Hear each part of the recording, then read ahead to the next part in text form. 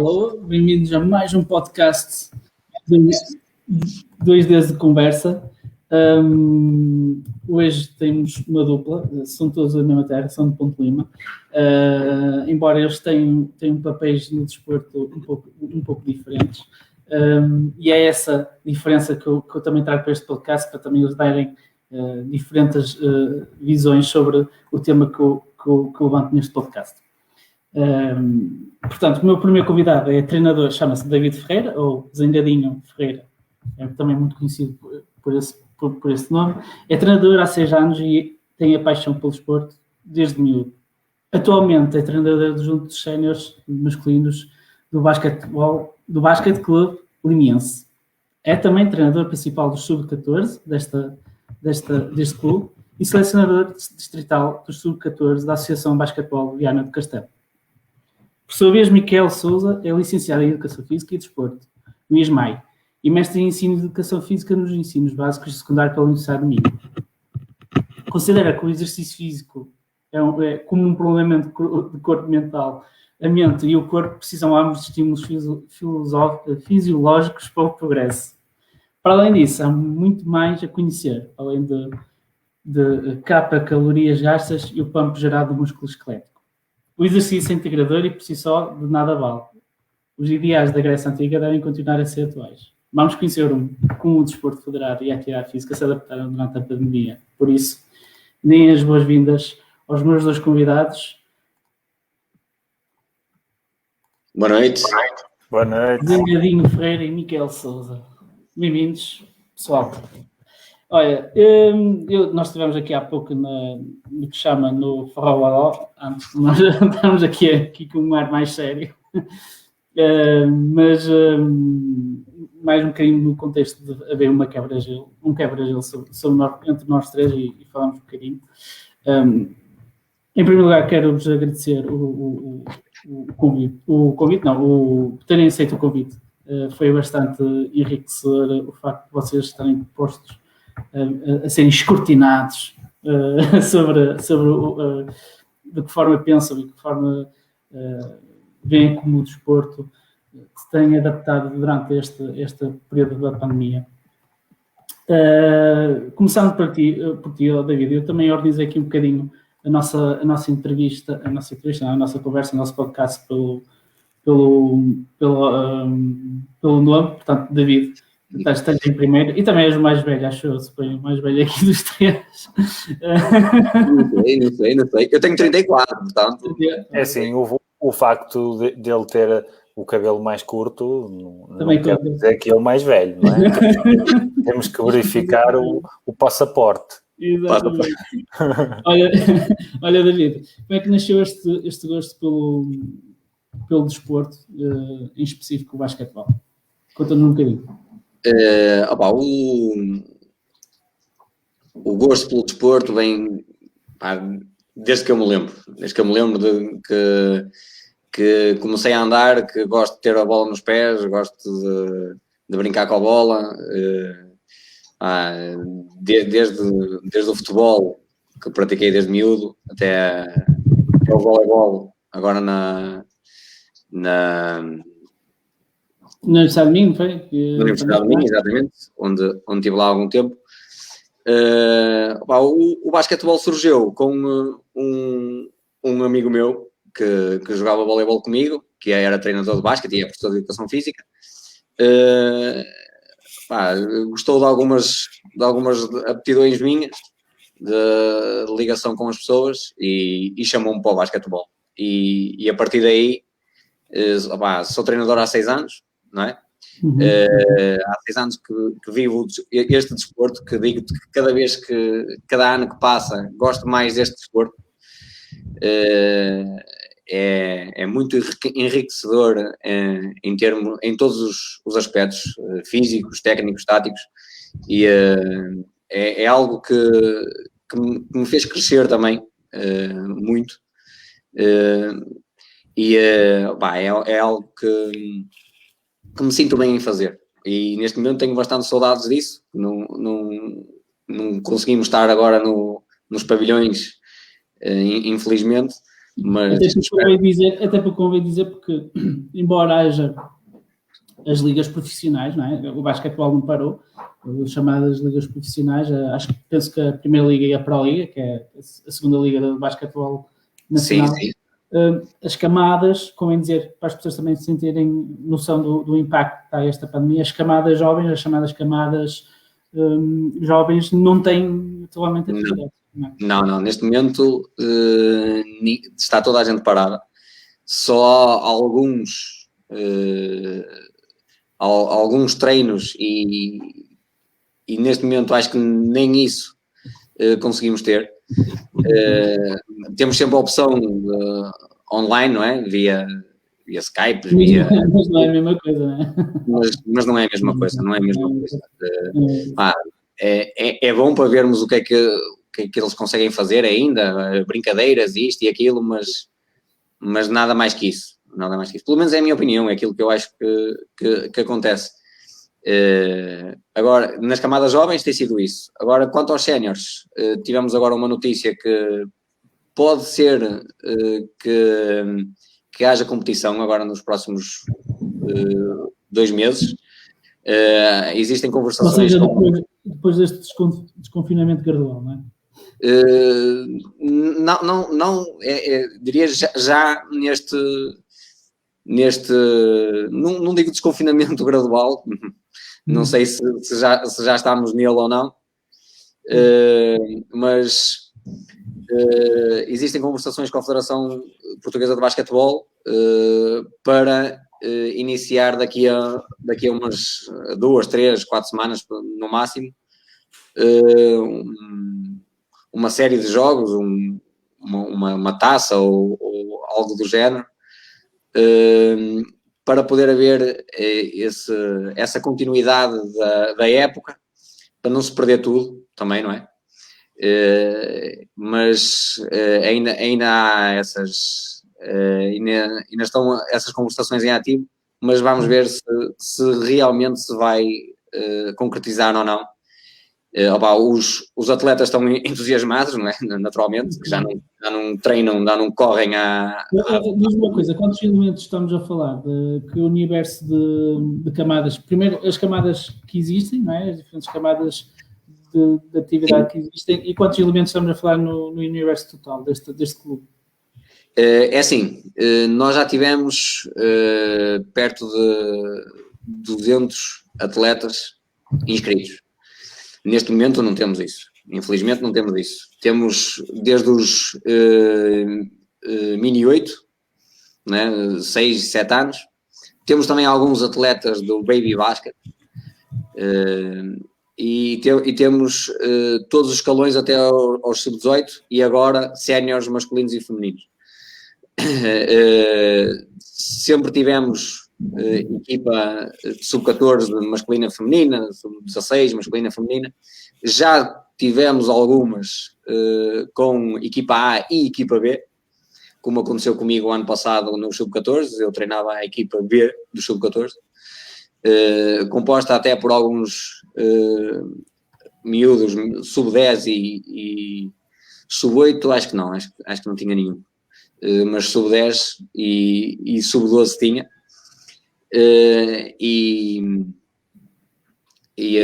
Vocês também têm, desculpa interromper, vocês também têm equipa feminina, não é? Sim, temos. Okay.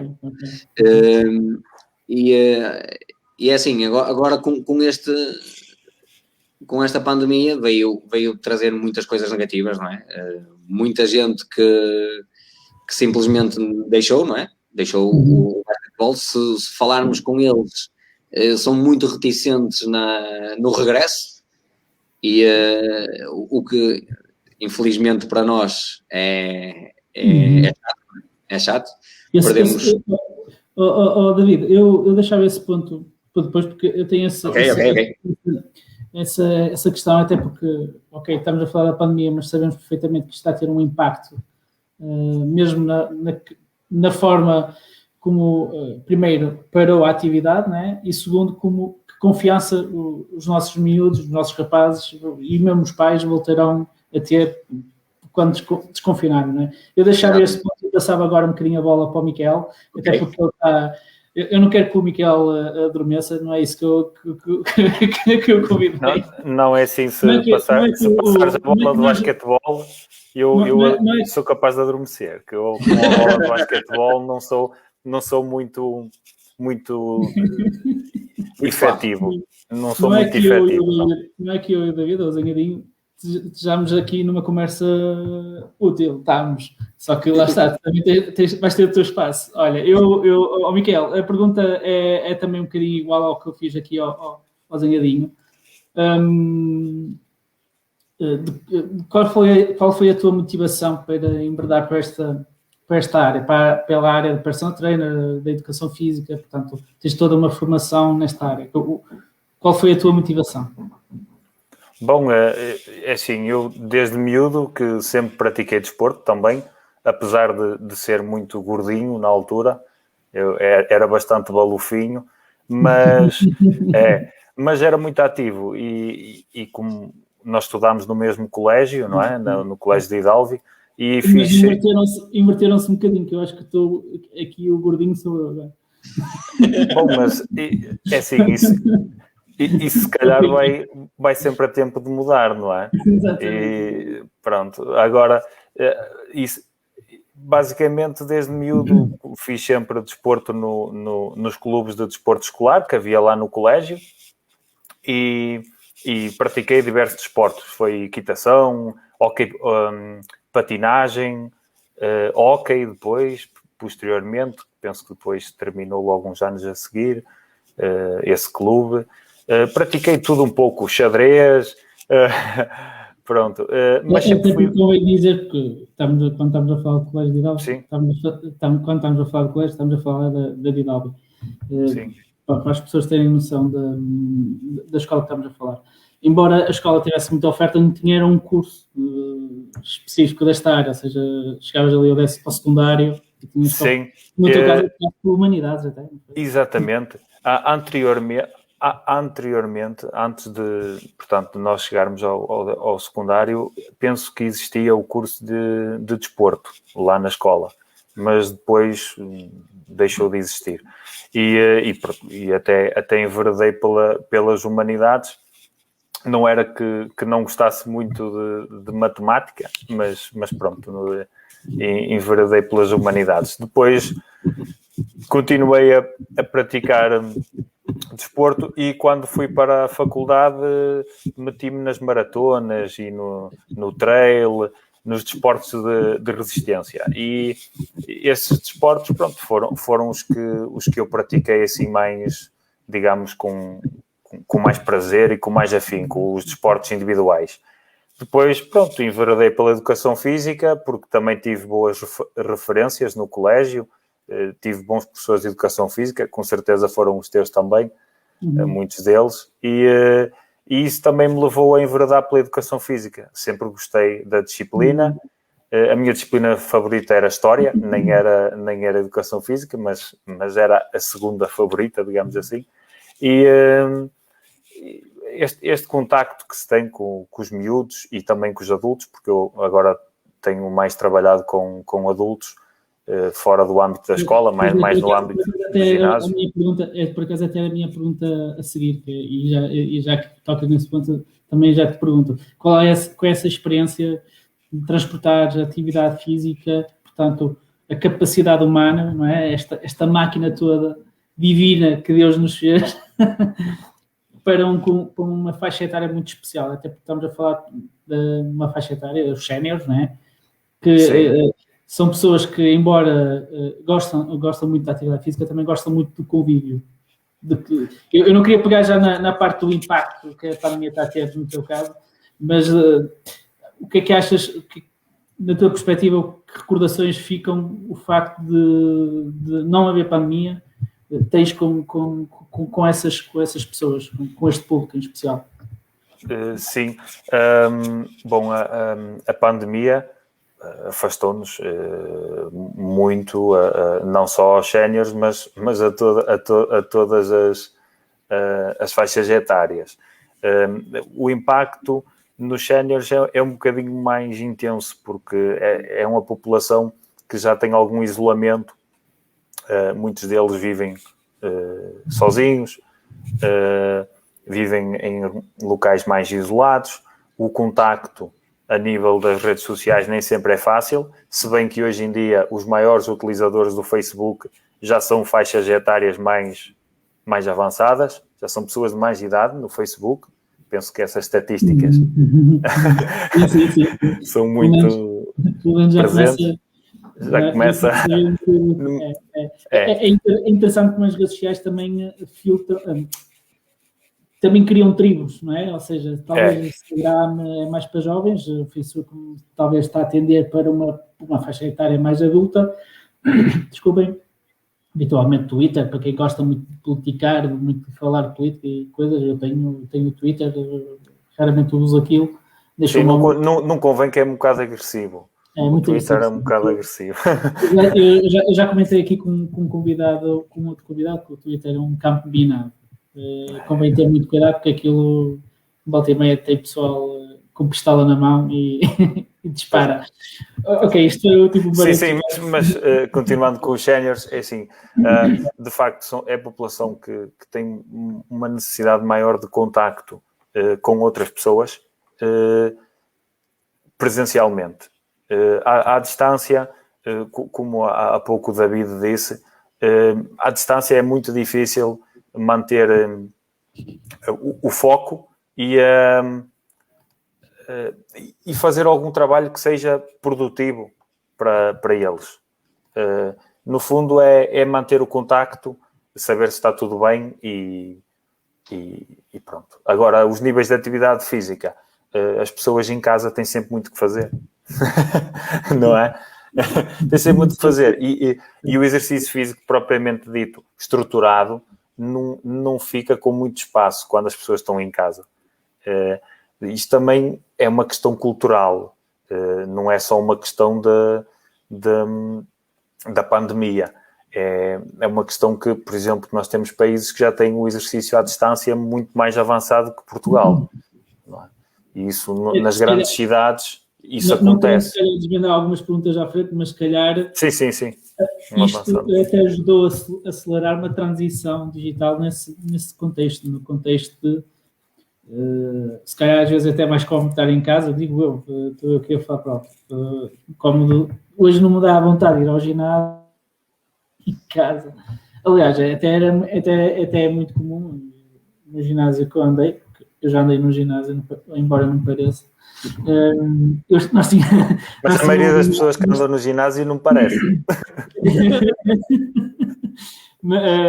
Nós tínhamos uma app de telemóvel, não é? Em que fazíamos um circuito dentro do ginásio, não é? Ou seja, a digitalização também está neste sentido a tentar ajudar os profissionais do desporto, na área do desporto, da atividade física, do ginásio, etc., a proceder a um conjunto de programas especiais para cada um, não é? Depois aquilo adapta-se ao cliente ou quem está a fazer os exercícios, não é? Eu não sei se tu vais querer abordar essa questão mais à frente, porque sim, também. É uma questão muito interessante. E a pandemia veio mostrar que os canais de informação, de informação beneficiam todas as áreas, não é? Até a área do exercício, mas não são a solução para tudo. Sim. Bom, então mais à frente falamos sobre isso, se quiser. Sim. Não, pá, sem dúvida que é um tema interessante para analisarmos mais à frente. Isto é uma pergunta para os dois agora. De que forma o impacto pode ter, e se calhar vamos voltar a tocar alguns pontos que já foram falados aqui, de que forma a pandemia teve impacto na saúde física das pessoas. Começamos outra vez por ti, David. Como é que achas que os teus alunos vão estar depois destes sucessivos confinamentos? Como é que achas que eles fisicamente, psicologicamente vão voltar, quando for possível, voltar a ter treinos? O que é que achas? Fisicamente vão estar mal. Isso é certo. Até já tive a oportunidade de falar com uma das mães de um atleta meu e ela disse que ele estava cada vez mais gordo, portanto Já por aí já dá para ver, não é? Agora, psicologicamente, isso vai ser muito difícil voltar outra vez a pô-los. Não é num índice de satisfação bom, é no razoável. É tentar. Vai ser um trabalho feito do zero outra vez.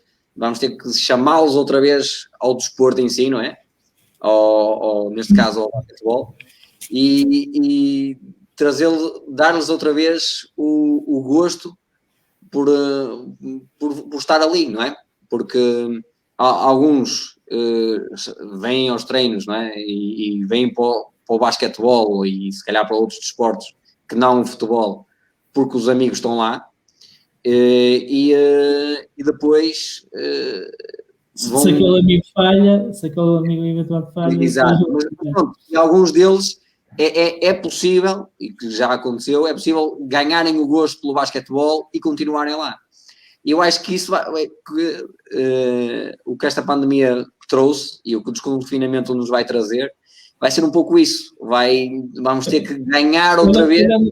Olhando para o lado positivo, não achas que portanto, esta experiência social de estarmos confinados, onde a nossa liberdade está restringida a uma determinada área, nomeadamente na nossa área profissional, não é? Ou aqueles que não podem remotamente trabalhar, não é? Uhum. E aqueles que na área residencial, ou seja, na nossa rua, etc. Achas que psicologicamente isto também não vai ser tipo um incentivo para ver miúdos que vão ver no desporto, ou neste caso em particular no basquetebol, a oportunidade de soltarem uma espécie de leão adormecido que foi obrigado a estar adormecido de repente, tipo Sporting, estás a ver? E de repente... Sim, exatamente. Concordo contigo. Acho que neste aspecto o desporto pode ser uma salvaguarda para muitos e muitos jovens que neste momento estão em casa a desesperar. E é a palavra. Vemos, principalmente, casais que têm filhos muito pequenos a pô-los a brincar, a jogar futebol. Eu vejo isso perto da minha casa, portanto... ou seja, vemos faixas etárias, portanto, adultos que tentam, de uma forma ou outra, fazer com que a pandemia não seja uma espécie... fazer com que a pandemia não tenha um mínimo impacto nas crianças, não é? Ou seja, as crianças estão a entrar na escola, mas elas também são incentivadas pelos pais para jogar futebol. O que se calhar eventualmente não acontecia antes. Estás a entender onde eu quero chegar? Ou seja, eventualmente... Sim, exato. Eventualmente o conforto do lar em tempo normal puxava mais para brincar em casa, não é? E não se ir para a rua. Agora se calhar está a interesse um bocadinho. Ou seja, eu tenho uma visão... Eu não estou a dizer que tenhas uma visão negativa enquanto alguém está inserido no meio, não é? O que eu acho é que psicologicamente as pessoas vão ter quase uma botija de gás, não é? Vão ter que libertar ali, explodir, porque não há nenhum ser humano que goste de estar confinado. Sim. E as crianças é isso, as crianças ou jovens. E elas têm que libertar a energia de qualquer forma, não é? E o desporto é ótimo e é fundamental para isso. Agora, eu espero que no desconfinamento traga muita gente para o desporto em geral. Já nem falo só para o basquetebol, claro que falo pela minha modalidade, mas que traga para o desporto muita gente, porque, e o Micael está aqui e não me deixa mentir, faz falta e cada vez mais faz falta, porque cada vez mais eles estão ligados à tecnologia e só à tecnologia e libertar essa pequena grande parte da vida deles, libertá-la para um desporto, seja ele qual for, até o próprio xadrez, que apesar de não ser fisicamente intenso, mas mentalmente é brutal. E lá está, eu fiz esta analogia porque para se perceber também que também é preciso a parte mental ser trabalhada, claro. Não é? Embora... O exercício é físico e mental. Não é possível executar um movimento sem atividade mental. Exatamente. Lá está. Por isso, Lá está. está tudo ligado. E é por isso que eu espero que daqui a 2, 3, 4 meses, se for possível, que haja muitos jovens a voltar e a voltar em força para o desporto e para o basquetebol. Miquel, também esta pergunta é para ti, queres complementar aqui o que o David disse? Tendo o teu lado mais quase um raio-x mental físico da área da atividade física, não é? No fundo, é o que estavas a dizer, ou seja, a parte não é, a parte mental é essencial para a parte motora, não é? Ou seja, e que sim. E eu aqui, quando o David estava a falar, agora mais para o fim, eu lembrei-me de um aspecto que é, obviamente os miúdos libertam a energia, não é? Porque eles têm muita energia, têm muitas hormonas ali que têm que libertar e que têm... Exatamente. Sim, descarregar. Mas não é só isso, eles precisam de ter um feedback dos outros, ou seja, precisam de saber, de interagir, de cooperar, de ter regras, de ter atitudes, de ter valores, e isso não se consegue atrás de um computador, não é? Só interagindo com outros, mesmo nos desportos, mesmo nos desportos individuais, eles interagem com atletas de outras disciplinas, de outras modalidades, com os treinadores, com os dirigentes, com os adversários. É preciso esta interação dos miúdos. E os miúdos também, não tendo competição, obviamente, eles sentem que não têm um motivo. E no encontrar esse motivo, eu agora faço um pouco a analogia para a área da saúde.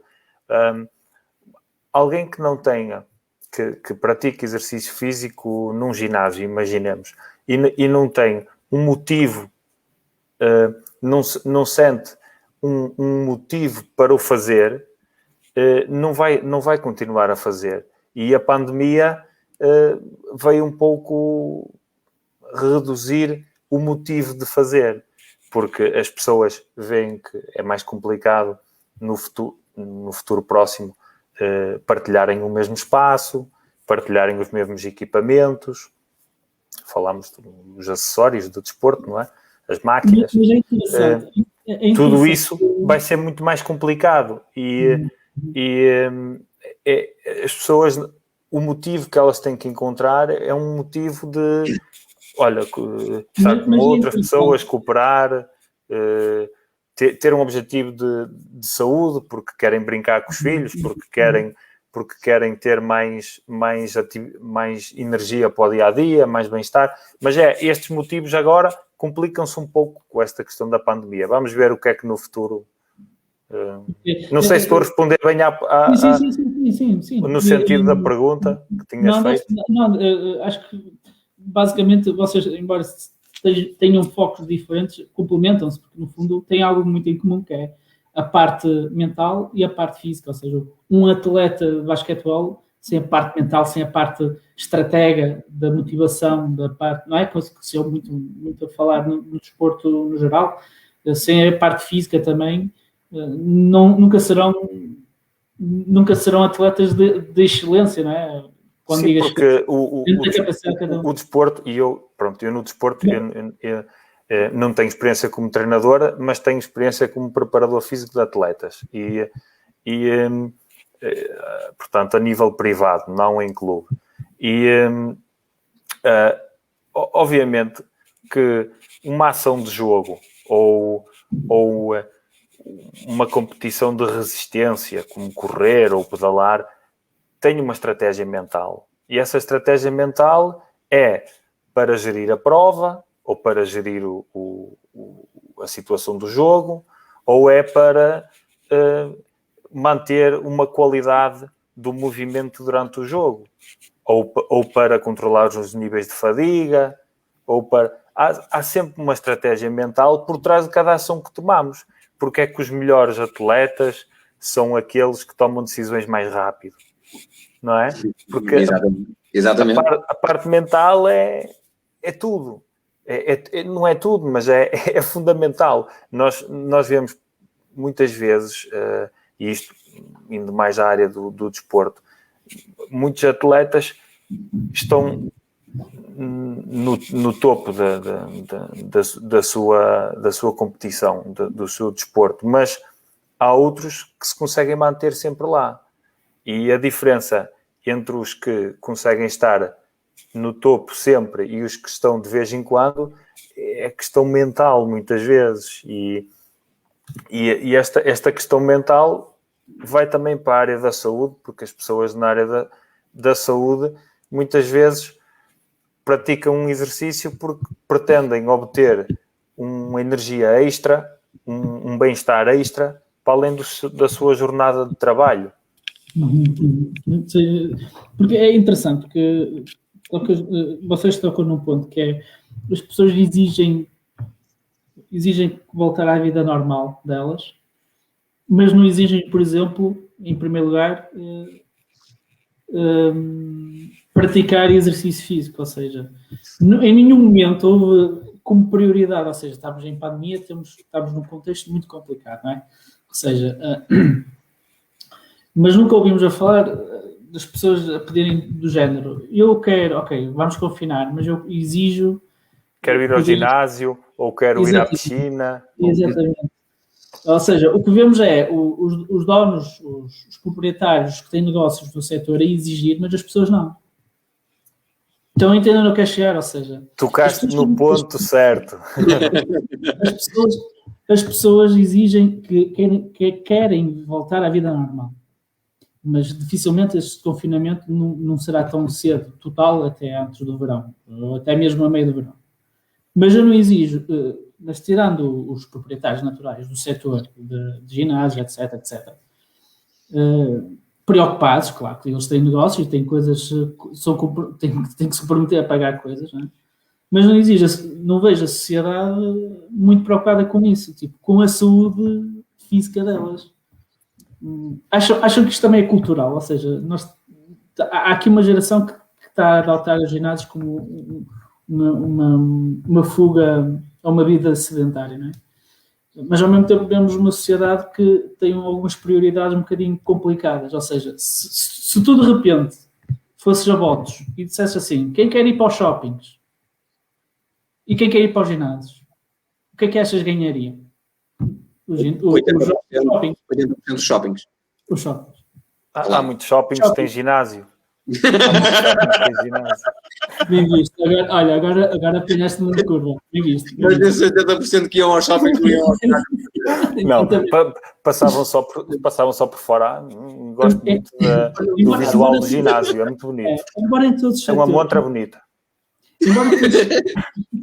Embora todos os setores estejam a sofrer, né, de igual modo, não é? A sociedade também cria diferentes prioridades, não é? Eu entendo que isto não é preto no branco, não é? Também não quero entrar nessa discussão, não é isso. Mas se formos a ver, quando as pessoas dizem eu quero a minha liberdade, devolvem a minha liberdade, quero voltar ao meu normal, eu quero voltar todos os dias que ia ao shopping e agora não posso ir ao shopping. Estão a entender? Embora o pessoal do shopping também tenha direito ao negócio, não é isso que está em questão. Obviamente. Havendo um plano de desconfinamento, de que forma vamos dar prioridades às pessoas, não é? E aos setores. E é um bocadinho na pergunta que eu tenho a seguir, que é até porque de que forma o desporto federado e os ginásios deviam ser dos primeiros setores a desconfinar. Começando por ti, David, o que é que achas? O desporto federado, nomeadamente o basquete, incluindo todas as modalidades, o que é que achas? Achas que justifica-se que o fator físico, mental das pessoas assim o leva? Ou seja, há aqui, antes que seja tarde demais e haver aqui impactos ainda maiores da pandemia e dos confinamentos, achas que era importante este setor do desporto, seja ele individual ou coletivo, haver aqui um desconfinamento prioritário? É assim, prioritário, não sei se concordo, não é? Mas que deveria estar nos primeiros pensamentos, sim, sem dúvida. Sem dúvida. Já como falámos há bocado, o desporto é fundamental em toda a gente, e nós vemos isso, eu vejo isso a nível pessoal também, que quando faço desporto passo os dias e as semanas bem melhor. E claro que o desporto federado não deveria entrar logo nesse lote, não é? Tipo, nesse lote, que não fosse sim. o último, mas que fosse pelo menos um dos primeiros. Sim, o federado, ele em certa parte já ainda continua, não é? Agora, os mais jovens e as camadas jovens de todos os esportes, isso sim, eu acho que isso era fundamental. Eu acho que, desculpa interromper, Zangarinho, até porque não há fatos verídicos, não há artigos que digam que o desporto coletivo seja focos de contágio. Não há, pelo menos não se tem esse conhecimento. Se me disserem assim, olha, Luís Rosa, temos aqui um artigo nos Estados Unidos, que normalmente é onde saem milhares de artigos da área, de todas as áreas, e mesmo do centro da Europa, Alemanha, portanto estamos a falar dos maiores países que lançam artigos científicos, Reino Unido, etc. Eu ainda não vi nenhum artigo a dizer o desporto coletivo é o foco de contágio da pandemia. Temos que fechar isso. Ou seja, o que eu quero dizer é, se é para desconfinar e para confinar, que seja numa ordem lógica. Claro, E não botar por baixo as pernas das pessoas, não é? Quer dizer, ok, fecha tudo. Bem, fecha tudo. As pessoas aceitam, mas há que depois impelar o bom senso. E eu acho que, coletivamente, não há nenhum artigo que nos diga algum estudo que nos diga. É por isso que eu estou sempre a pegar nessa questão. É porque é que, tudo bem, confiem em tudo, etc. Mas porque é que privam as crianças que estão num clube desportivo de libertar um bocadinho a energia? Isto não é solução de pôr as pessoas em casa, isso não vai resolver, que isto vai ter um impacto negativo. E digo-te que, pelo menos aqui em Ponte Lima, as medidas que se adotaram no pavilhão Embora Ponte Lima seja um excelente sítio para passear também. E para correr. Isso sem dúvida.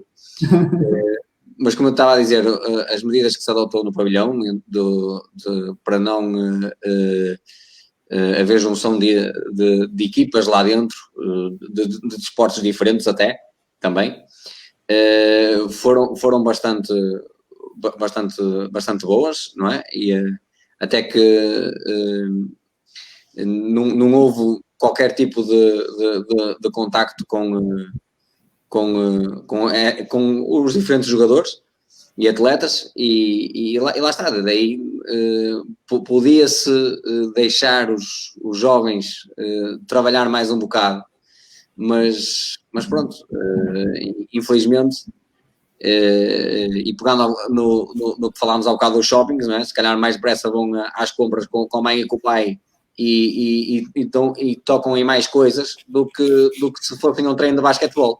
Se calhar estavam com uma bola e era a bola só deles e só trabalhavam com aquela bola entanto... Até porque também dizer que vocês também cumprem direções da Direção-Geral de Saúde, não é por ser o desporto que agora, olha, é desporto, se calhar é ao ar livre, agora vamos facilitar. Não, vocês cumprem, se a Direção-Geral de Saúde nos dá selo de segurança, não vamos suportar essa... Aliás, a educação física nas escolas continuou e já os clubes muitos deles já estavam sem qualquer atividade, não é? As camadas jovens, muitas delas mantiveram-se sem atividade e na escola estavam a ter aulas de educação física, que é o mesmo...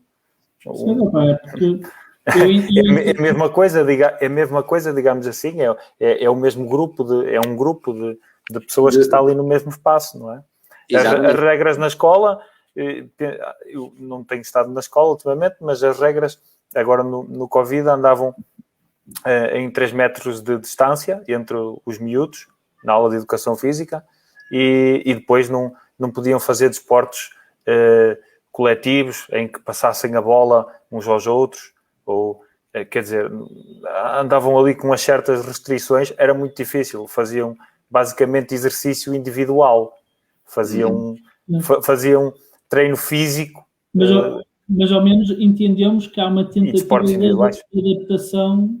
Sim, uma tentativa de adaptação. Outra questão é cortar logo, tipo, não, isto não resultou. Ok, não resultou porquê? Temos que entender, mas que muitos focos de contágio, aquela escola tem muitos focos de contágio, o que é que aconteceu? Porque nivelar por baixo, tipo, ok, vamos cortar uma alta raiz que é não haver nada. Também não é positivo. Ou seja, eu acho que... Por exemplo, relativamente aos ginásios, houve dados estatísticos já sobre a pandemia e as infecções andavam a menos de 1%. Portanto, as infecções em ginásio. Portanto, menos de 1%. Portanto. Estás a tocar num ponto onde fulcral aqui, que é a base científica de dar-nos resposta. E às vezes, acho que, infelizmente, vai haver aqui muitas crianças, muitos jovens que nos vão pagar a fatura um dia mais tarde, porque eventualmente estamos aqui a pensar na sociedade, os adultos estão a decidir pelas nossas crianças, mas se calhar às vezes não é propriamente a melhor solução, privá-las na totalidade da liberdade que é natural na idade delas. Eu se passasse um ano inteiro a trabalhar remotamente por causa da pandemia, não me importa. Agora, se calhar as crianças aí sim, convém ter assim um foco mais especial, não é? Olha, mas virando aqui, se calhar mudar um bocadinho também o tema é... Eu gostava de responder ao que perguntaste, aliás, antes de teres feito a pergunta ao David, o que tu disseste sobre as pessoas reivindicarem a liberdade do cotidiano, mas não reivindicarem a prática do exercício físico, de ir ao ginásio ou às piscinas, ou aos clubes desportivos, e serem os dirigentes e os donos de empresas privadas na área do exercício a pedir essa abertura. E, se me permites, eu gostava só de dizer, a nível dos health clubs, dos ginásios, cerca de 7-8% da população portuguesa é que os frequenta. Por isso, é um indicador de que a expressão na sociedade é muito, muito baixa. E temos mais de 60% da população que não faz qualquer tipo de atividade física. Pronto. E depois temos a outra percentagem, que são 20 e tal, que fazem atividade física. Mas muita dessa atividade física não é estruturada. Ou seja, fazem jardinagem, trabalham no campo, têm uma horta, ou fazem trabalhos em casa, pronto. Okay. E por isso, se formos só mesmo incidir sobre a prática orientada por profissionais, treinadores ou profissionais do exercício, estou a falar ou em clube ou em ginásio, ou em clube desportivo ou em ginásio. É muito baixa a percentagem de população de todas as faixas etárias que pratica atividade física. É interessante que estás a pegar num ponto. É muito baixa. Eu gosto quando os convidados, na generalidade, encaixam depois as perguntas que eu vou fazendo. Eu vou-me lembrando, vou fazendo aqui o guião e encaixas numa situação e vou pedir que seja o David o primeiro a responder, que é, ainda bem que falaste em percentagens e em factos científicos, que é isso que importa, e as pessoas, em vez de estarmos aqui todos a ver um post... Não foram precisas as percentagens que eu dei. Em vez de termos aqui tipo um post de fake news a dizer percentagem errada. Ou não era o primeiro. Exato. Ainda bem que dizes assim uns números bastante redondos para as pessoas terem noção de sim. É outro dado que tem aqui da Organização Mundial de Saúde, que é Portugal ocupa o 4º lugar dos países, não é da Organização Mundial de Saúde, é da OCDE, desculpem lá, em que diz que Portugal é o 4º lugar dos países da OCDE com a população mais obesa. Segundo o relatório desta organização, indica que 67, podemos arredondar para os 67% da população portuguesa acima dos 15 anos tem excesso de peso ou obesa.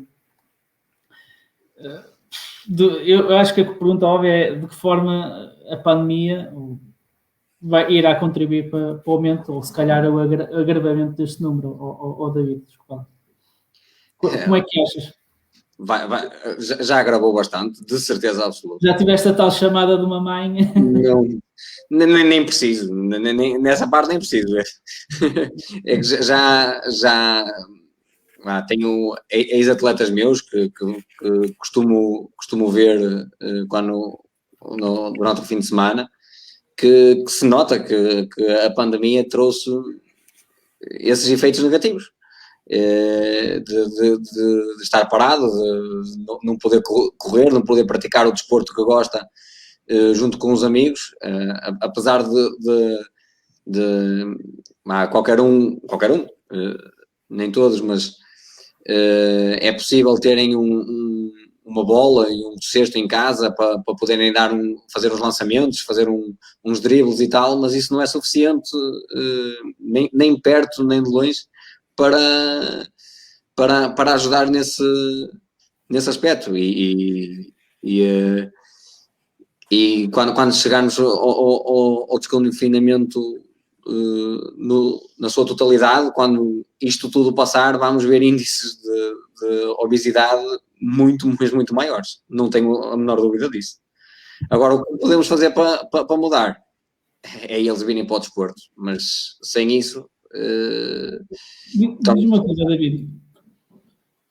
Eu sei que há miúdos que entram no basquetebol por amor à modalidade, até porque somos culturalmente um país de futebol, nada contra. Sim. Nos Estados Unidos eles nem sabem que é futebol. Eles têm uma liga milionária, mas aquilo é só mesmo para rodar dinheiro lá dentro. Não há paixão, não valorizam tanto, porque também é um país maior, também tem outros desportos. Isto é cultura para cada país.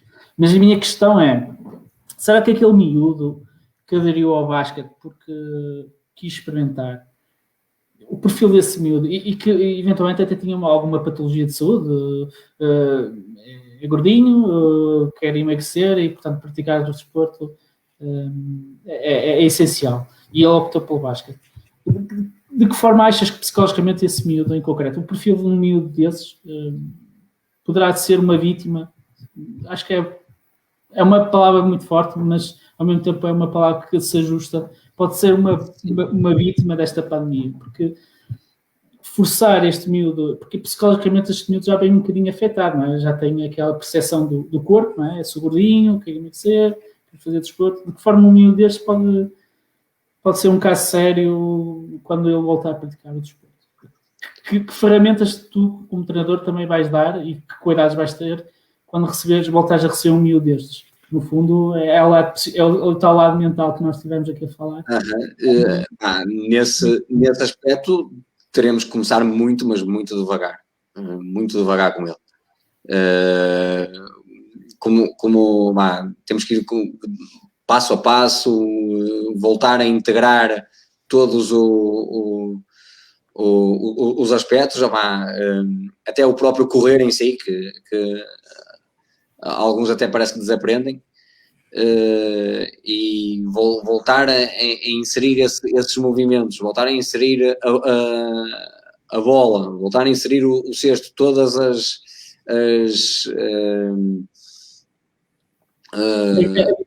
variáveis. As variantes, exatamente, todas as variáveis que temos no basquetebol.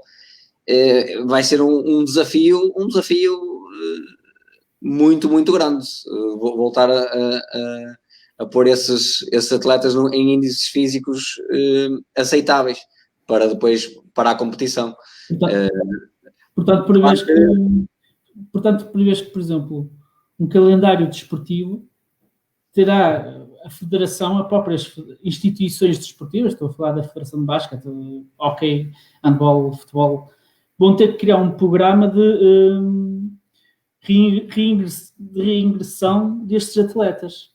Porque, no fundo, isto não vai ser tipo piloto automático, ou seja, os clubes que tiverem os melhores atletas fisicamente e mentalmente preparados, eventualmente já partem do ponto de partida mais à frente que a concorrência. O que eu quero dizer é, naturalmente que clubes amadores, que é essencialmente grande parte dos coletivos desportivos que nós temos em Portugal, tirando a modalidade de futebol, que até aos campeonatos de Portugal, a chamada antiga terceira divisão, é minimamente profissional e tem condições para pôr os atletas em patamares físicos e mentais aceitáveis. Os clubes, as coletividades não têm essa capacidade. Opá, se isto são miúdos que propriamente vêm para ali para passar um bom momento, divertirem-se, etc. Mas Sim, se vocês depois quiserem pôr em competição, pá, já é muito complicado, porque estes miúdos tiveram aquele impacto negativo da pandemia. Achas que também, e visto que tu também és seleção nacional a nível distrital, achas que também vai ser importante a Federação criar aqui um programa especial de reingressão destes miúdos na modalidade? É assim, eu acho que a Federação, nesse aspecto, só tem que recomeçar isto tudo, não é? Depois vai caber às associações, aí sim, vai caber às associações arranjar alguns moldes de competições, se calhar pré-federativas, chamemos assim, para pôr índices aceitáveis de competição aos miúdos. E para isso, depois, quando vierem as competições a sério, eles poderem estar minimamente preparados para poderem estar ao nível, seja ele qual for, dos patamares que já estavam antes. Né? Exatamente. Até porque, eu falo isto porque também é daqui, o Miquel também vai entrar daqui a pouco na conversa e ele de certeza que vai pensar do género, olha, venham cá eles que estão isto é espetacular, que eu trato da saúde deles e fisicamente e mentalmente eu ponho-os no patamar máximo. Estou a brincar.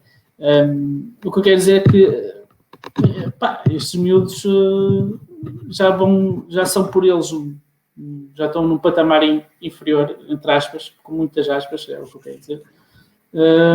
Mas não é brincadeira quando estamos a falar de que elas foram forçadas a um confinamento e privadas de uma rotina que lhes dava saúde e motivação. Não é? Sim, claro. E nós também estamos, infelizmente, somos uma associação pequena, não é? Já o número de atletas na associação já é escasso, por assim dizer. E depois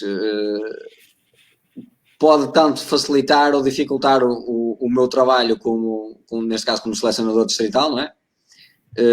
Mas se não tivermos uma competição e se não tivermos miúdos que queiram mesmo estar presentes ali, também torna tudo mais difícil. Agora, trazer esses miúdos que já têm motivação, trazê-los para o índice físico que é necessário para depois chegar a essas competições é extremamente complicado e vai ser complicado daqui para a frente. Espero que possamos ter estas competições no próximo ano já, que este ano já não vai haver de certeza absoluta. Esperemos que no próximo ano já se possa chegar lá e competir minimamente, e nós, graças a Deus, temos tido seleções bastante competitivas, principalmente a nível feminino, e espero continuar a ver esse progresso. Agora, o que a pandemia trouxe e o que nos vai trazer para a frente, espero que traga algo mais positivo do que temos até agora, mas só esperando. Não vou fazer como o João Pinto, não é? E prognósticos do jogo. Certo, sim. O João Pinto do Porto. Do Porto, claro. É que há pessoas que confundiam. Sim. O do Benfica, que passou por exato. Como era mais recente o do Benfica, as pessoas eu não conheço o do Porto. O único que já não jogava há não sei quantos anos. O único que nunca confundeu o João Pinto foi o Paulinho Santos. Foi o único. E vice-versa. Foram épocas marcantes. E o nariz do João Pinto que eu digo, não é? Não, e ali já não se vê amizades assim. É verdade. Já não se vêem amizades assim. É verdade. Dentro do campo era um cão e gato um atrás do outro, mas cá fora davam-se todos bem. Acho que pelo menos na altura. Olha, isto foi um grande chavão. Mas certamente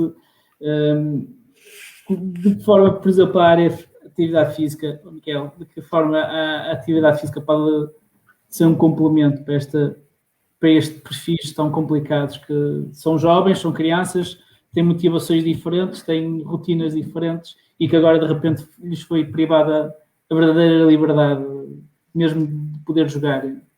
Como é que esta atividade física poderia ser aqui uma solução para comatar este impacto negativo que a pandemia está a provocar nestas faixas etárias tão novas?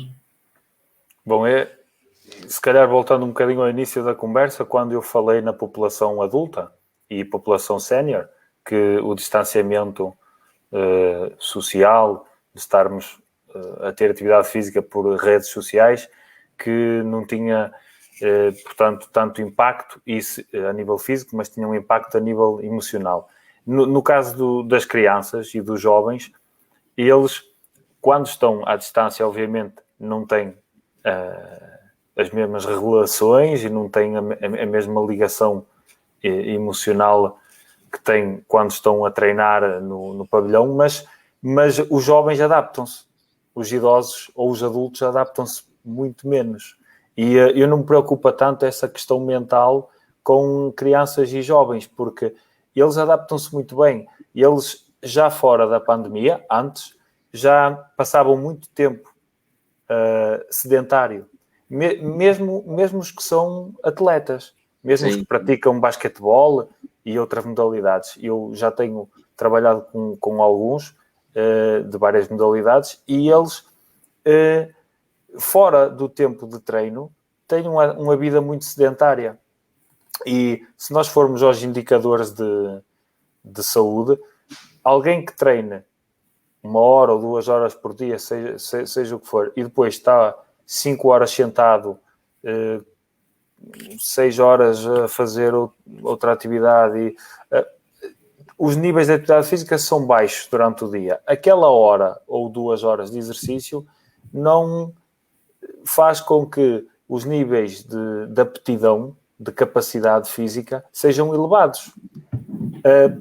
Se nós formos ver, por exemplo, alguém que, e isto agora podemos ir, por exemplo, ao Quénia ou à Etiópia, os jovens vão a pé para a escola. Os que têm mais dinheiro vão de bicicleta. Jogam à bola como nós jogávamos quando éramos miúdos. Tem uma interatividade completamente diferente de nós. Porque é que eles depois são excelentes atletas? Porque eles têm níveis de atividade física altos. E isto não tem, na minha opinião, a pandemia condiciona os níveis de atividade física. Mas os miúdos que já eram ativos vão continuar a ser depois da pandemia. Podem até não voltar ao basquetebol e podem ir para outra modalidade, ou até se calhar nem vão competir, mas vão fazer uma modalidade mais a nível recreativo. Vão correr ou vão sem nenhum objetivo competitivo. Muitos deles, se calhar, não voltam à atividade competitiva, outros voltarão. Mas os que já eram ativos vão se manter Então o que é que se passa? Não, pá. Estavas a pensar noutras coisas. Não, sabes o que é? Diz isso. É que o reflexo da. Sabes o que é? São muitas horas à frente do ecrã. Eu já estou aqui. Mas, ok. Não, porque. Não, foi quando eu falei dos corredores da Etiópia e do Quénia. tu ficaste aí. Quando ouves a falar da atividade física, ouves sim. falar atividade física e atletismo, e portanto aquela componente de correr em pista, não é? Etc. Tu ouves muitos desses países.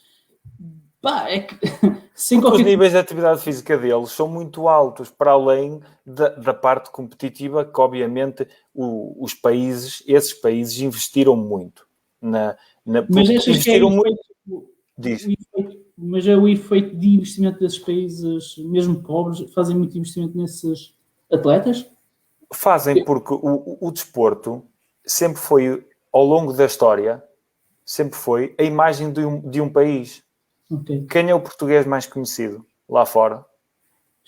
Cristiano Ronaldo. E antes do Cristiano Ronaldo, era um jogador, era o Luís Figo, era o Luís Figo. Sempre. A imagem de um país passa-se não só pelo desporto, também pela cultura, pela ciência, obviamente, e por outras áreas, mas o desporto é uma imagem de superação, de elevação da conquista, de alcançar o impossível. Nós, no desporto, estamos sempre a alcançar uma meta que nunca ninguém alcançou. Nós vemos os recordes são batidos constantemente. E estes recordes, há uns anos atrás, eram impossíveis. Dizia-se que era impossível serem alcançados. Não é? E, portanto, o desporto é a imagem da superação, é a imagem não da força de um povo, mas da capacidade física, da capacidade do ser humano, do ser humano, da capacidade de superar. Se nós formos à história, nós vemos, por exemplo, na altura triste do nazismo, da Segunda Guerra Mundial e tudo isso, os Jogos Olímpicos foram usados como estratégia de propaganda política da propaganda do alemão, não é? Do nazismo, da perfeição humana, da perfeição humana, da capacidade. Aliás, há histórias interessantes que colocavam ar no intestino dos nadadores para eles flutuarem mais. Havia coisas... Pronto. Eu acredito em tudo. Exato, acredito em tudo. Mas, se não estou em erro, houve várias experiências humanas para eles conseguirem um nível... Sim, já havia doping. Já havia doping nessa altura, claro que sim. Mas o que eu quero dizer com isto, o desporto sempre foi usado. A URSS, a ex-União Soviética, tinha a sigla CCCP, que acho que eram 3 Cs, que era a União das Comunidades Soviéticas, que era a imagem desportiva da URSS. Aliás, até existia roupa muito bonita com aqueles símbolos e a roupa antigamente era muito bonita, a roupa de desporto. Agora não há tanto, mas pronto, mas isso não é uma questão para aqui. Mas eles competiam, a União Soviética, lá está, queria impor a sua excelência, mostrar a sua excelência em relação aos alemães ou em relação aos americanos. Pronto, o desporto sempre foi a imagem. Agora, os jovens que já eram que já tinham obesidade antes da pandemia, agora vão ter mais um bocadinho. Não é? E depois da pandemia, quando começarem a ter mais liberdade, o que é que eles vão fazer? Vão continuar com a mesma atitude e a mesma situação que estavam a ter durante a pandemia. Para reduzir... Diz. Desculpa interromper-te, mas achas que eles vão pedir vão adquirir outro tipo de maus hábitos, ou seja, eles se calhar eventualmente já tinham um mau hábito de estar à frente do computador. Mas achas que com a pandemia, com este impacto negativo e o facto de lhes obrigar a estar 24 horas quase, também mais exagerar, Não. 24 horas por dia dentro da zona residencial, não achas que eles vão adquirir outros maus hábitos? Do tipo, ok, habitualmente estar 5 horas à frente de um computador, à frente de uma PlayStation, à frente do que for. Não, eu sou da opinião, e isto não é só opinião profissional, é mais uma opinião pessoal. Os miúdos têm que ter referências. E o desporto, os que praticam desporto, têm uma referência muito grande, não só na modalidade que praticam, mas nos treinadores e nos dirigentes. E o David está aqui e pode provar isso.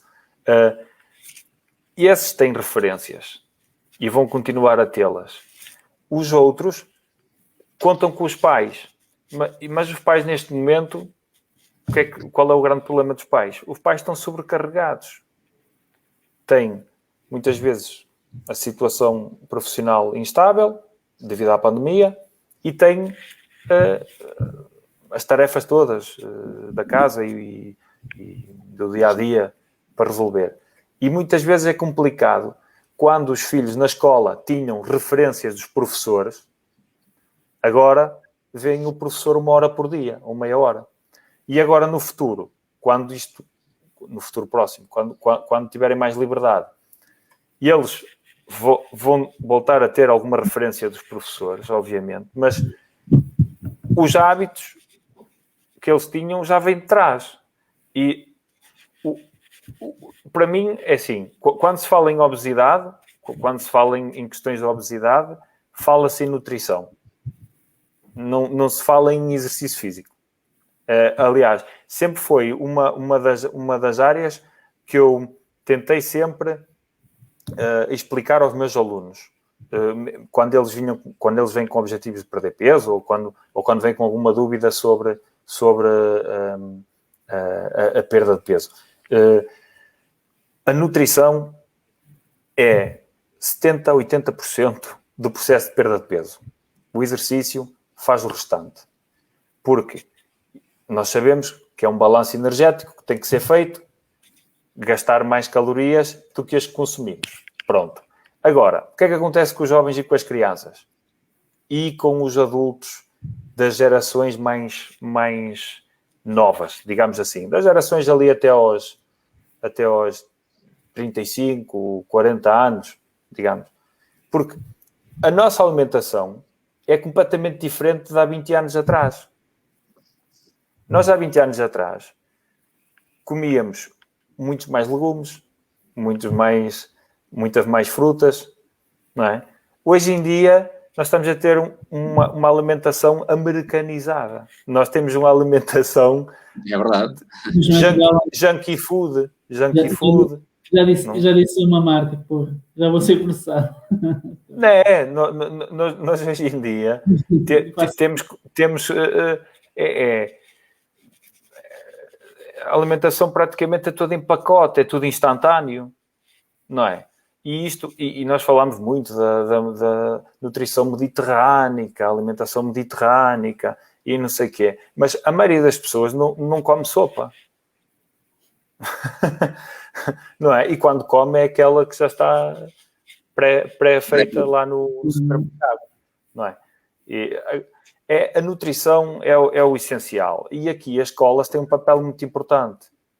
Porque nos clubes desportivos já vão dando muitas indicações sobre nutrição. Não só os treinadores, mas muitos têm nutricionista, muitos clubes, muitas associações.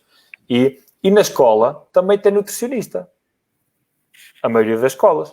E penso eu, pelo menos no privado, acho que sim. Agora no público nem sempre. O público é mais complicado. Mas às vezes é um psicólogo para um agrupamento, um nutricionista para um agrupamento de escolas, torna-se difícil. Mas a nutrição na escola é fundamental mudar. E mudando esses hábitos, mudando o que tem nos bares da escola. Eu lembro-me, e tu também, nós tínhamos... Mas um bulicalzinho. Eu Só- podia ser. Qual? Bulical. Bulical. E no, eu nem consigo dizer, o nougat, o torrão,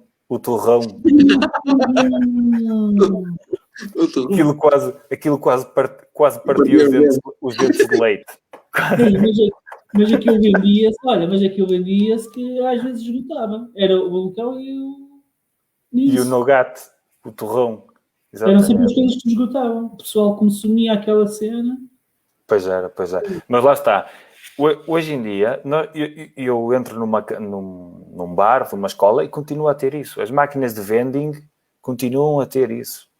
E enquanto nós não mudarmos essa parte, os jovens vão continuar assim. Porque os meios de comunicação, eles vão tê-los sempre disponíveis em casa e haverá sempre algum sedentarismo. Mas se conseguirem na escola incidir mais sobre a parte da nutrição, e aqui, lá está, os pais têm um papel fundamental, mas o mercado, a forma de vivência das famílias hoje em dia não ajuda a isso. Não ajuda. Muitas vezes os pais têm a intenção de mudar os hábitos. E eles sabem. Os pais sabem. Os pais não... Sim. Não é? A sociedade sabe o que é... A sociedade sabe o que é saudável. A sociedade sabe. Embora lá está, porque eu também não sou... Embora lá está, é como tu dizes, o problema está na acessibilidade desses produtos. Não podemos condenar o miúdo, acho que, até porque eu também o fiz, e certamente vocês dois também fizeram, quando eram mais novos. O facto de teres ali uma máquina de refrigerantes e neste caso, na nossa escola nem havia máquina para comes e bebes, tínhamos que ir ao Sr. Pedro, acho que era. Tinha acontecido. Mais tarde já tínhamos máquinas de bebidas, pelo menos. Eu lembro-me uma vez de me encostar assim a uma máquina e bati com a mão e saíram 2 Coca-Colas.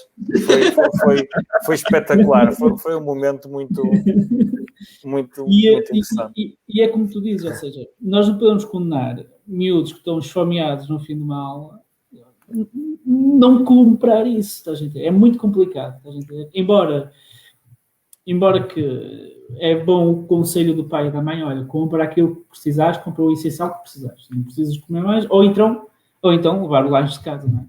Luís, mas se me permite, na altura nós desconhecíamos o que era saudável.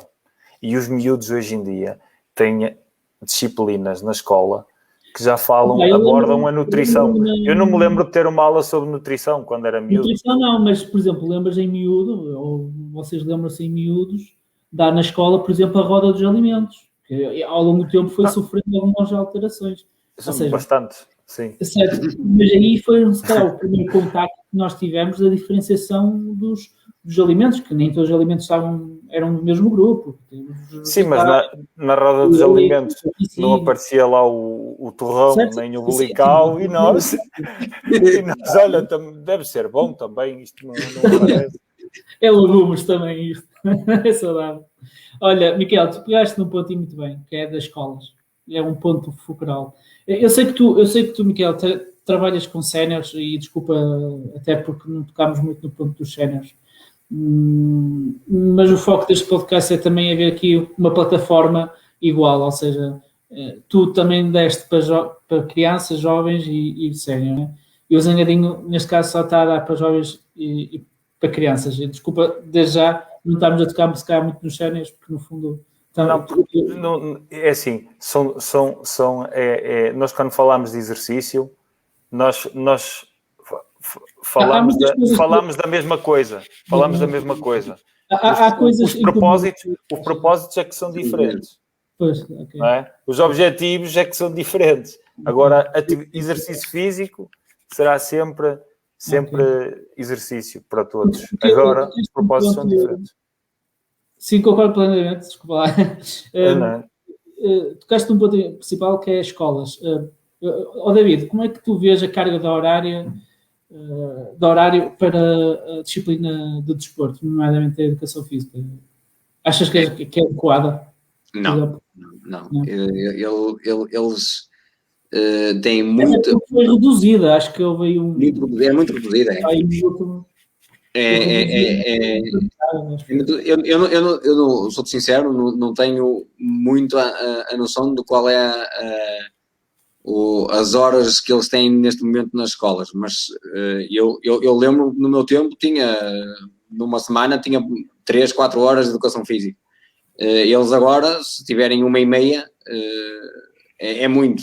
Eu nem percebo como é que se consegue ter 45 minutos de aula de educação física. Isso é algo que para mim é impensável. É 15 minutos para vestir, 30 minutos para aquecer e 15 minutos para ir embora outra vez. É algo, para mim é ridículo isso. Agora, que deviam dar muito mais devíamos ter muito mais educação física nas escolas, isso sem dúvida alguma. Como falámos há bocado, acho que ainda em off, eles também têm pouco tempo livre no horário escolar, não é? Enquanto nós tínhamos um furo... E passam muito tempo na escola, não é? Já que eles passam muito tempo na escola, vamos ao menos aumentar aqui alguma carga física. Sim. E parecendo que não, quando nos faltava um professor e nós ficávamos todos contentes, íamos jogar a bola e correr e para ali e para acolá, era a nossa forma de, também um pouco de desanuviar, de estar ali fechado, não é? E eles não têm isso, eles... falta-lhes um professor e eles têm logo um professor substituto para estar ali numa sala de aula, bem. E isso causa também com que eles fiquem mais saturados, não é? Até porque isso, lá está, a componente física, ou seja, podemos não, no fim de uma aula de educação física, podemos não saber os Lusíadas, podemos não saber o que foi o 25 de Abril, podemos não saber onde é que fica o Brasil, podemos não saber muita coisa. O que eu acho é que a componente física, sem dúvida, permitirá uma maior motivação porque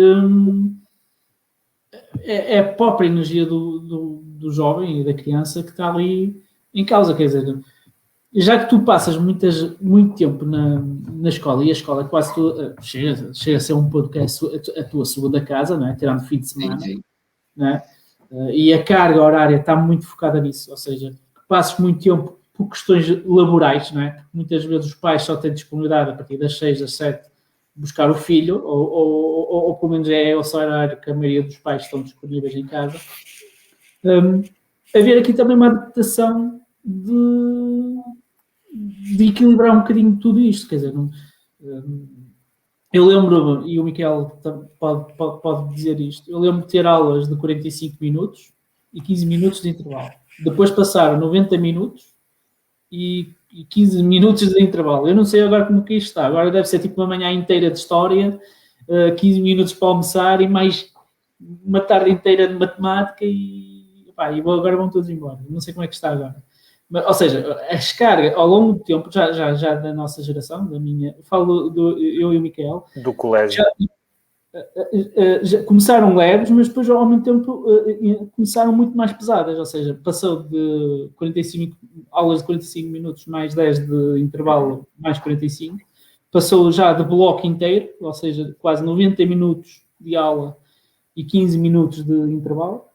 Eu não sei como é que realmente está, mas eu sei que a educação física, passando, portanto, quando eu e o Miquel saímos para a universidade, julgo eu que eles ainda conseguiram reduzir ainda mais as aulas, o número de aulas, o número de carga de horários para a educação física. Foi uma coisa que a mim chocou, porque eu já achei que eram poucas. Eu tinha, não sei se te lembras, Miquel, nós tínhamos que 1h30, era 90 minutos. Eu penso que era 90 minutos mais 45.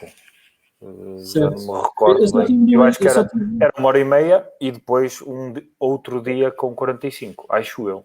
Já não me recordo bem. Eu lembro que tinha as aulas de sexta-feira de manhã, eram Eram chamadas 2 horas, chamava 2 horas, mas aquilo era 90 minutos de educação física. Sim, Mas eles agora, acho que ainda conseguiram reduzir mais o horário, que foi uma coisa impressionante. bom, não sei. É assim, nós também temos de ver, aqui nós andamos numa escola que era ensino particular cooperativo. E eles, os horários podem ser um bocadinho diferentes do ensino público. Não estou a criticar ninguém lá dentro. Normal. Podem ser. Mas a nível das escolas públicas, muitas vezes a situação ainda se torna mais complicada. Porquê? Porque há indisponibilidade de instalações. Há muitas escolas que não possuem instalações para as aulas de educação física. Certo. Atenção.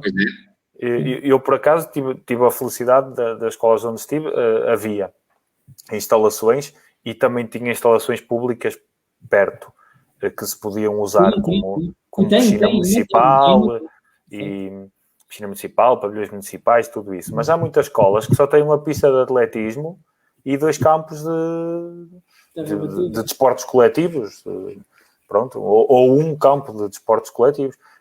Há muitas escolas que só têm isto. E, portanto, as turmas todas de uma escola terem educação física numa semana, 1h30 mais 45, já é uma questão muito complicada. Muitas vezes eles têm aulas teóricas na sala. E assim... De educação física? Sim, mas a aula teórica e educação física é extremamente importante. Mas incluída na aula de atividade física propriamente dita. Só que se a aula for de 45 minutos, já fazer uma aula teórica, acho que já não tem grande utilidade. Nós, quando falamos em aula teórica e educação física, devemos falar obviamente, das regras do desporto e da modalidade em que estamos a falar, da história da modalidade, mas não é só isto. Devemos falar que, por exemplo, trabalhar a condição física é importante para ter mais resistência, ter mais força muscular, reduzir o risco de lesão quando se joga basquetebol, por exemplo, não é? E depois explicar alguns casos. Por exemplo, no basquetebol nós mudamos muitas vezes de direção. Por isso é importante trabalharmos exercícios... Haver a parte pedagógica, não é? Haver a parte pedagógica... Exercícios que aumentem a força, que aumentem a estabilidade das vossas articulações, para não terem uma lesão quando mudarem de direção e para aguentarem o combate físico com os vossos adversários, o impacto, não é? Que é um desporto que tem algum impacto. Na NBA tem pouco impacto, mas ou nenhum. A NBA não conta. Na NBA é quase futebol americano. Mas é isso que dá espetacularidade também à NBA, que é permitido sempre jogar, é fantástico, não é? Isso o David aí é que pode dizer. Aqui para um jogo por tudo e por nada. Lá... Eu nesse aspecto sou-te sincero e eu já nem consigo ver a NBA, porque a mim irrita-me. Eu adoro. Eu só consigo, pronto, agora que estou mais um bocadinho dentro do jogo, começo a olhar para outros aspectos e não consigo achar piada ao jogo norte-americano. E depois esse problema, esse jogo vem para cá, não é? E depois eu tenho miúdos que acham que são todos os Steph Currys, que lançam tudo de lado e feitio, e depois a minha primeira pergunta é sempre a mesma, olha, tu sabes lançar? E eles olham para mim e riem-se. Eu não sei o quê. Eu, não, tu sabes lançar? É que tu estás a tirar a bola para o cesto, mas sabes lançar? E ele, não sei o quê, tu onde é que viste isso? Eu vejo a NBA, pronto, está explicado. Mas isto que o David está a dizer, este aspecto o desporto americano é o desporto da espetacularidade. Qualquer modalidade. Agora, entre parênteses, acham que o desporto americano é muito mais virado para o espetáculo, para o business. Porque aquilo porque é espetáculo. Se formos a ver a final da Super Bowl, aquela comercial, quer dizer, com o Red Hot Chili Peppers do Weekend a fazer o Red Hot Chili Peppers foi para aí há 2 ou 3 anos, ou seja, aquilo é quase um festival de música antes do Super Bowl, que é só uma competição, uma final de competição. Se nós formos a esta parte da espetacularidade, eles, obviamente, a nível das regras do jogo, são muito mais permissivos, porque senão não permite a espetacularidade. Não é? Claro. E um bocado, quando eu fiz esta questão ao David, era mesmo nesse sentido. Porque Sim. Cá na Europa marca-se muitas mais faltas. Há muito mais, é muito menos permitido digamos, o contacto físico. O contacto físico, sim. E isto traz para os miúdos. O que é que isto traz cá para os miúdos? Traz que eles veem aquela proficiência técnica toda lá dos atletas norte-americanos e trazem para cá gestos incorretos, movimentos incorretos. E esses movimentos incorretos que eles fazem não vão dar para marcar cestos triplos de qualquer parte do campo, não é? Porque esses atletas lá conseguem fazer isso porque são atletas profissionais que já fizeram a sua formação toda. Diz isso, David. E não é só isso, que há uma coisa que eles sabem, mas não querem fazer, que é a repetição e a repetição dos movimentos, mas não é a repetição no meio campo, é a repetição debaixo do cesto. Isto falando do lançamento em si. A repetição debaixo do cesto, para fazer a mecânica de lançamento mais correta, estar mais próximo do cesto. Mas eles só veem a parte, lá está, que tu falaste, eles já tiveram o background, não é? Já tiveram a sua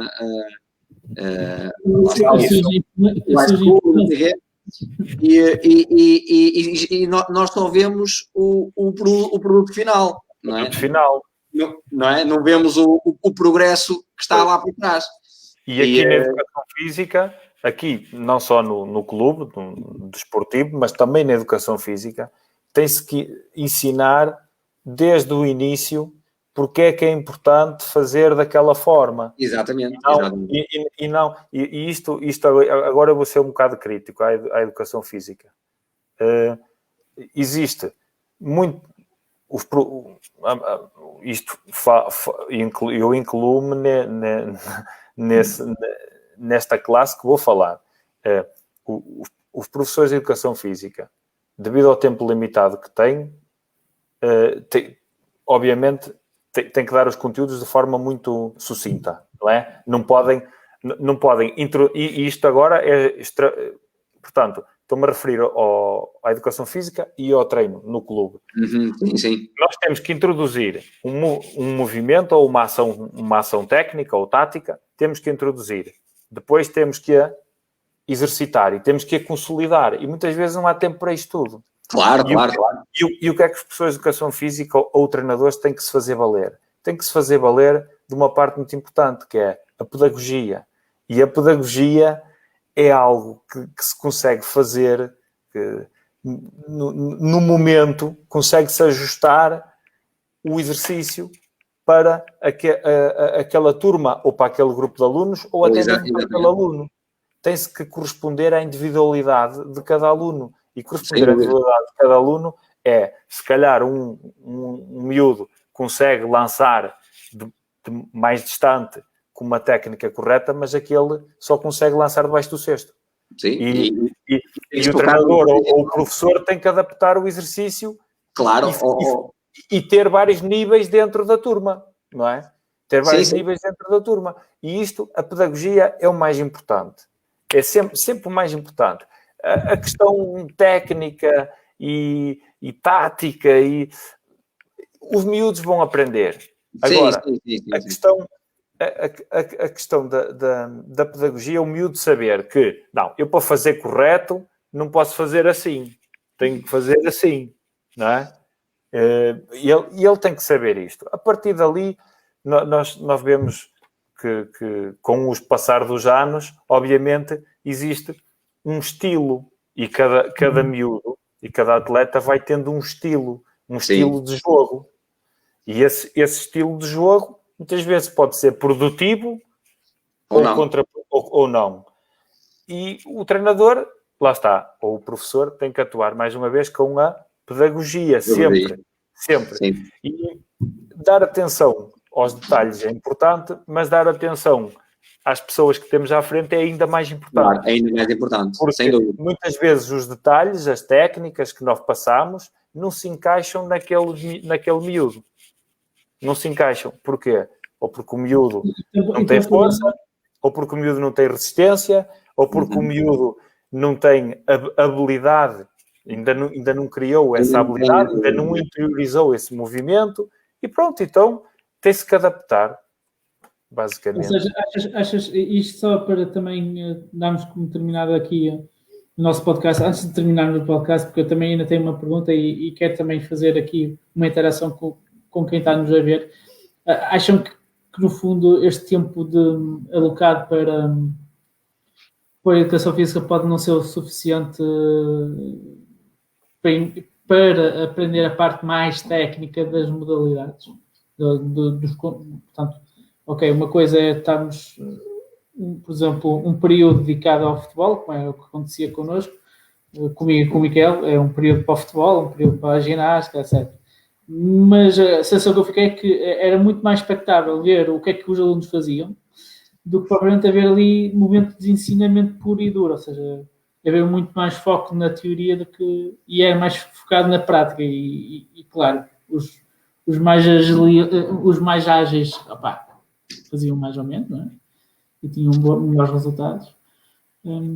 Mas sentia que faltava ali a componente mais teórica, mais a tal parte que se calhar podia não haver tempo, porque o tempo era pouco, 90 minutos era pouco. Tirando esta conclusão, que acho que ficamos aqui na nossa conversa, neste ponto, eu queria focar agora um bocadinho para uma última pergunta, antes de passarmos para quem está-nos a ver. Expectativas de futuro, ao David, o que é que achas que pode ser, como é que esta malta mais jovem pode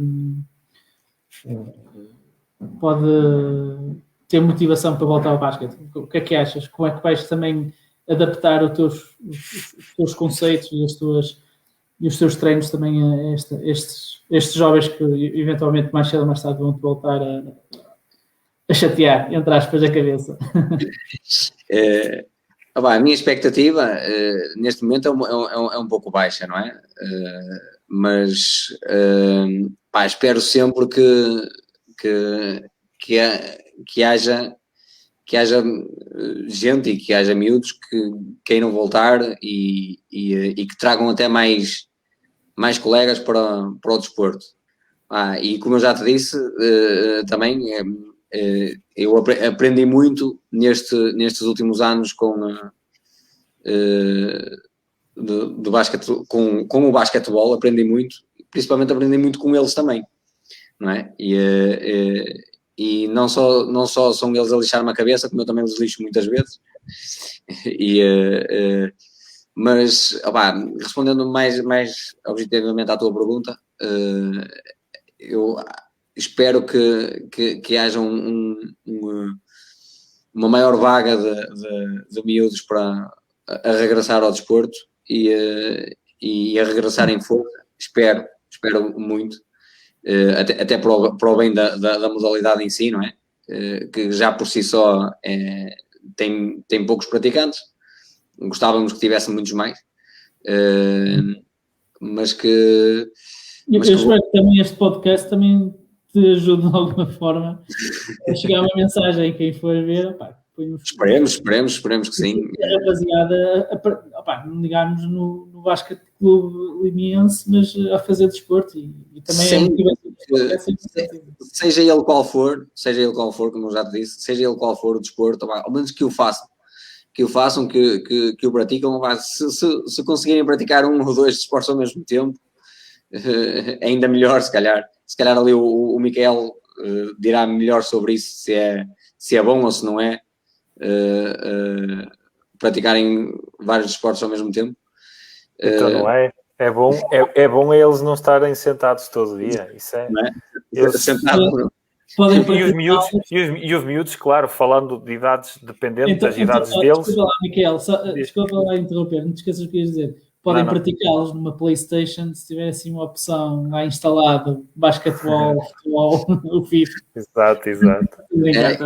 E se disser live e jogar online, ainda melhor, não é? Exato.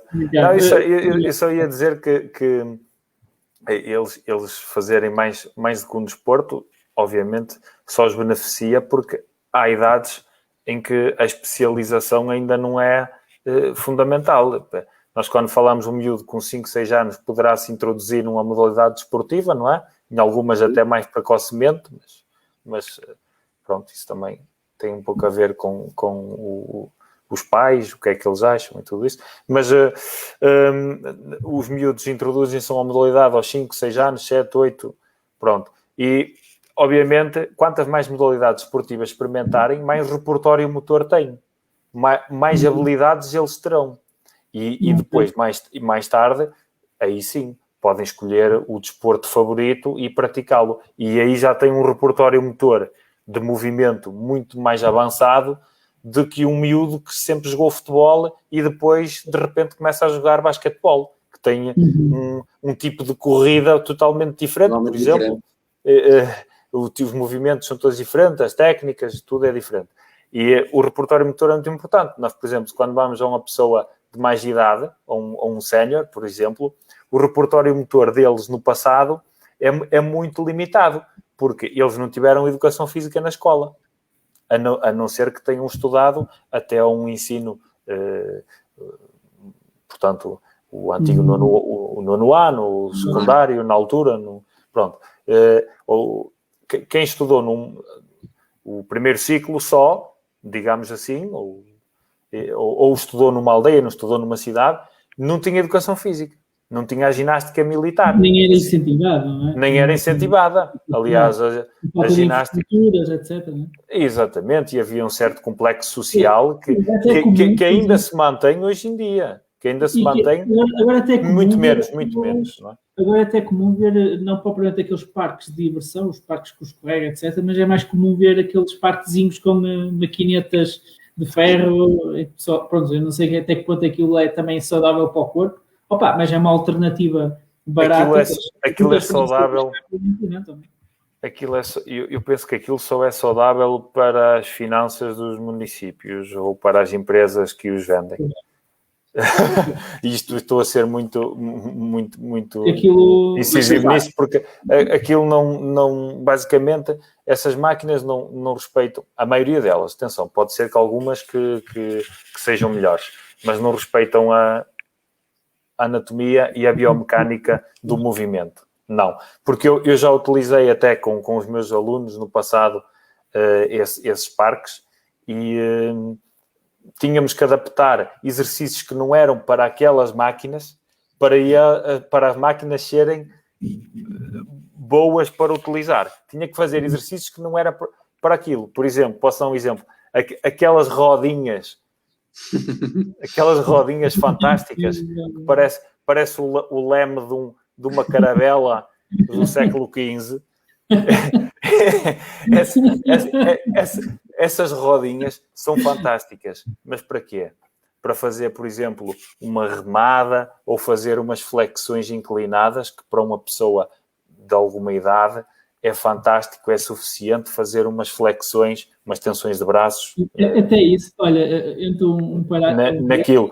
Mas essas máquinas, sinceramente, esses acessórios, a maioria deles são máquinas de tortura. São máquinas de tortura. Olha, deixa-me só dar outro exemplo, que é aquele... Desculpa lá. Que é aquele... há uma espécie de uma cama para fazer abdominais nos parques. Tipo ferro, não. De deitar. Parece o estrado de um colchão. Parece o estrado de uma cama.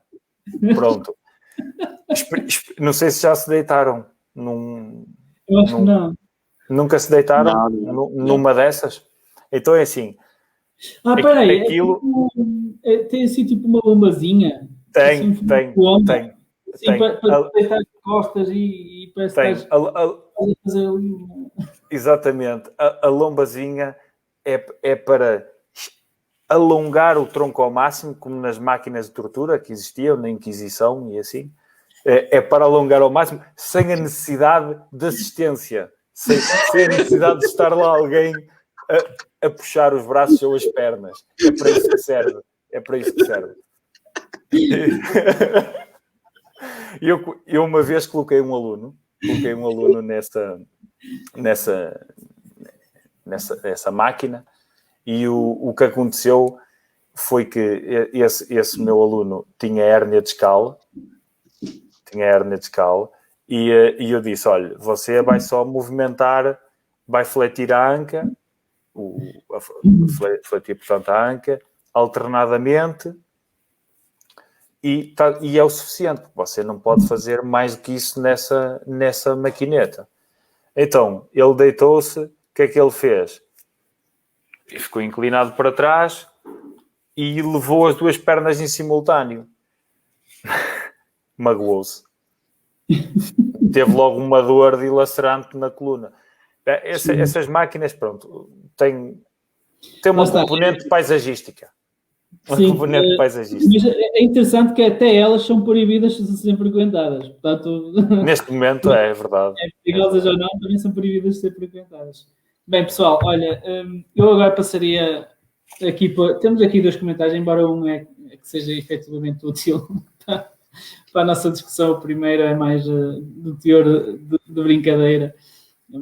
Acho que não é relevante, mas este aqui, acho que é... vais ficar assim com um bocado com o pescoço escondido ao Miquel, desculpa lá. É o Francisco Alves. Faz mal. Isto foi um comentário relativamente àquela situação que nós falámos, se o desporto ou a atividade física deveria ser uma das áreas que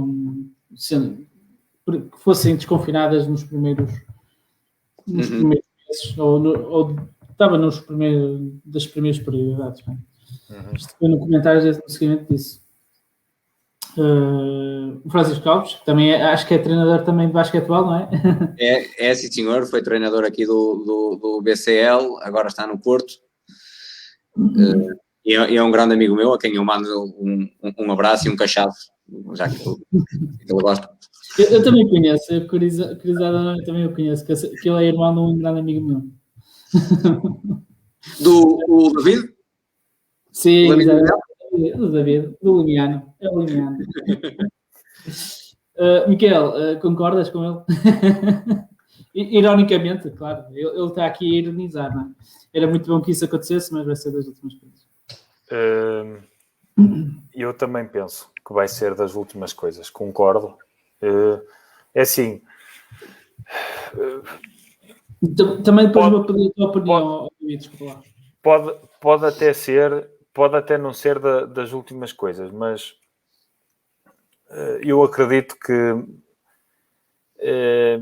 no início vai haver muito poucas pessoas a voltar aos ginásios, não por receio, mas por uma mudança também da sua atenção para outras áreas da atividade física, porque nós mesmo antes da pandemia já vamos tendo uma grande sensibilização das pessoas para as atividades ao ar livre, para a atividade física ao ar livre, para aproveitar a natureza. E o que esta pandemia nos veio mostrar é que a nossa liberdade fica um pouco limitada e aproveitarmos a natureza e os espaços mais recônditos, com menos pessoas, é melhor.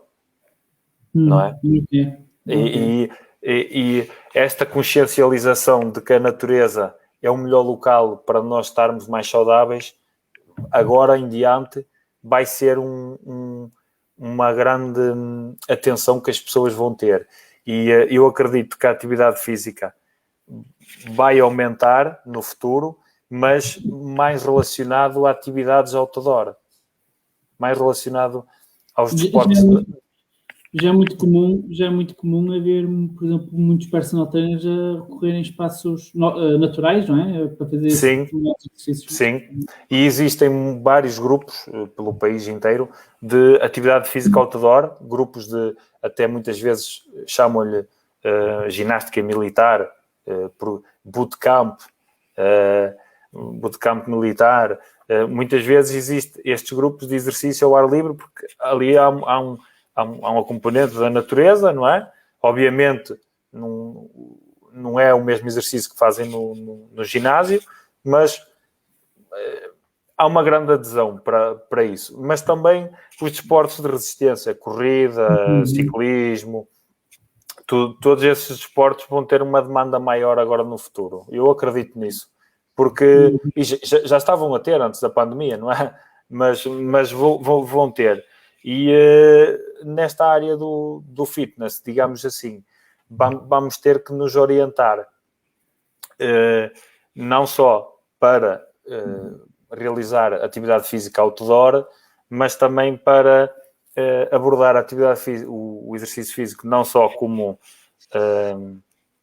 digamos, algo que nos faz bem à mente e algo que é bom para perder peso, porque para isso a nutrição é o melhor, mas algo que é fundamental incluir numa rotina diária e que podemos fazer uma sessão ou outra num ginásio e podemos fazer outra sessão em casa. E aí acho que os meios audiovisuais vieram para ficar nesse sentido. Acho que os ginásios vão continuar a ter aulas online, porque nos próximos tempos as pessoas vão continuar a ir muito pouco aos ginásios. Sem dúvida. David, queres complementar aqui alguma ideia também? Também para darmos também por terminada a nossa conversa também. Não, só dizer que concordo com o que o Francisco disse. Não vai ser mesmo das últimas, infelizmente vai ser das últimas coisas a regressar. Ao menos que, se for das últimas, ao menos que regressem em força. É só o que eu desejo, que regressem em força e que tenhamos dos jovens, não é? Da malta, não é? E que tenhamos mais gente e mais jovens a praticar o desporto ou a atividade física, o que eles quiserem, mas que se mexam. Que se mexam. Sem dúvida. Bem, olha, acho que terminamos da melhor maneira um apelo dos meus dois convidados. Queria agradecer do fundo do coração. Eu depois quero falar com vocês no fim disto do live, até porque também vamos rir um bocadinho daquilo que foi começado aqui. Adorei falar com vocês. Tínhamos aqui pano para mangas para discutir, para falar, etc. Mas também entendo que esteja a ver, já estejamos aqui a esticar a corda. Eu prometo sempre que isto é uma horinha, já vamos numa hora e 48 minutos, portanto, imagino. Mas valeu muito a pena falar com vocês dois, porque é natural que quando são duas pessoas o tempo é quase o triplo ou o dobro do tempo. Portanto, não há problema nenhum. Mas foi muito interessante esta conversa que eu tive com vocês. Foi bom rever-vos. E agradeço do fundo do coração por terem aceito este podcast. Muito obrigado aos dois. De nada. Nós é que agradecemos. Exatamente. Olha, eu digo até já e daqui a pouco, quando eu acabar o live, eu chamo-vos outra vez para falarmos em privado, em off. Você? Okay. Luís, se me permites, gostava só de dizer que acho que tu criares este podcast e todo o conteúdo que vais partilhando algumas causas sociais, agora mais associadas à pandemia. Também tens partilhado outros conteúdos a nível da cultura, no Conselho de Barcelos, principalmente. E eu quero-te dizer que, quero-te parabenizar, porque é uma atitude altruísta que tu tiveste e poucas pessoas se dão ao trabalho. dão ao trabalho, dão o tempo que é necessário para criar isto, porque isto parece fácil, mas requer muito tempo, muita dedicação para colocares. Convém preparar um bocadinho o guião, etc., também para não é? Mas normalmente e isto facilita também do lado dos convidados, quando os convidados são eles próprios são eles próprios ao longo da conversa a sugerir mais temas, a coisa até rola. Portanto, a ideia também dos podcasts também é essa, é dar total liberdade, neste caso a vocês dois, darem ideias, de rirmos, estarmos aqui também na brincadeira, para vocês também puxarem temas, também é um bocadinho isso.